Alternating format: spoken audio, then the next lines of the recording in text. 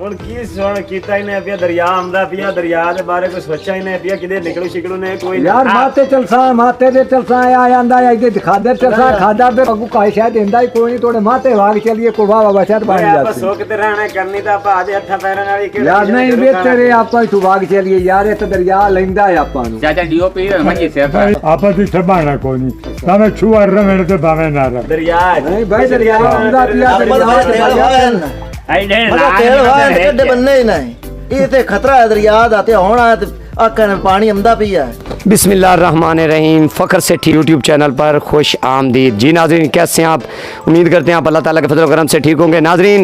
पिछले 2-3 दिन जो है ना दरियाए सतलुज की जो है खबरें चल रही हैं, मुख्तलिफ अफवाहें फैल रही हैं, मुख्तलिफ जो है वीडियोज़ मनाजर पर आई हैं कि दरिया में पानी छोड़ दिया गया है। तो फ़िलहाल ऐसा जितना पानी गंडा सिंह पर इस वक्त चल रहा है वो भी आपके साथ शेयर करने वाले हैं, तमाम जो है ना तफसीलात आपके साथ शेयर करने वाले हैं। और जो हमारा ये आज का जो व्लॉग होगा वो भी पंजाबी में होगा इंशाल्लाह। तो सारी तफसीलात आपके सामने रखते हैं, आगे की जो इन्फॉर्मेशन है वो भी आपके साथ शेयर करेंगे। तो नाजरीन, अच्छा भाई जितने ही नाजरीन साडी वीडियो ते नवे हैं उन्हां वास्ते एक खबर है भाई जेड़ी ओ अब्दुल रहमान दी प्रोफेशनल आईडी ते एक कल दी परसों दी 26 तरीक दी वीडियो चल रही है नाजरीन,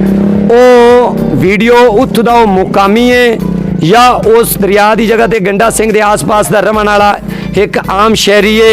उस वीडियो पोस्ट की है जेड़ी कि ओदी वीडियो ये वायरल हो चुकी है। लिहाजा उस वीडियो की वजह तो साढ़े तकरीबन दरिया सतलुज के आस पास जितने भी मतलब किसान हैं या जितने भी हद तक ये दरिया जाता है, जिस अरेंज तक जाता है, जिस हद तक पहुँचता है, उनके दरम्यान और उस तो अलावा जेड़े ये दरिया सतलुज नाल ताल्लुक रखते हैं या खबर के इंटरेस्ट रखते हैं, उन्होंने उस वीडियो ते बहुत ज़्यादा जेड़ा ना है एक तरह नाल वेखा जाए तो शॉट लगा है। और उस तो बाद उस वीडियो की वजह नाल काफ़ी दोस्त हजरात ऐसे हैं जिन्हें साढ़े नाल व्हाट्सएप ते रबता करने की कोशिश की, जिन्हें सानू कमेंट्स करते रह गए बई यार पानी आ गया है तो तुसी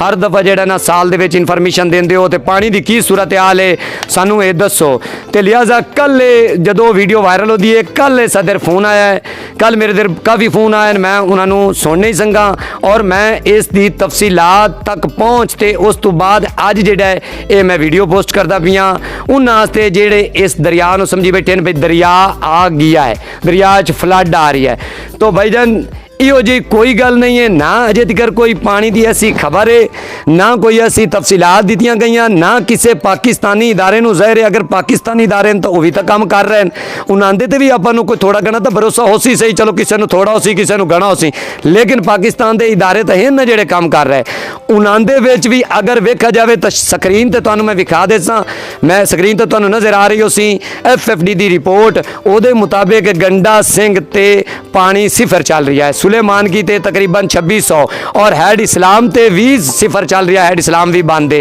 ये दरिया सतलुज का डेटा है।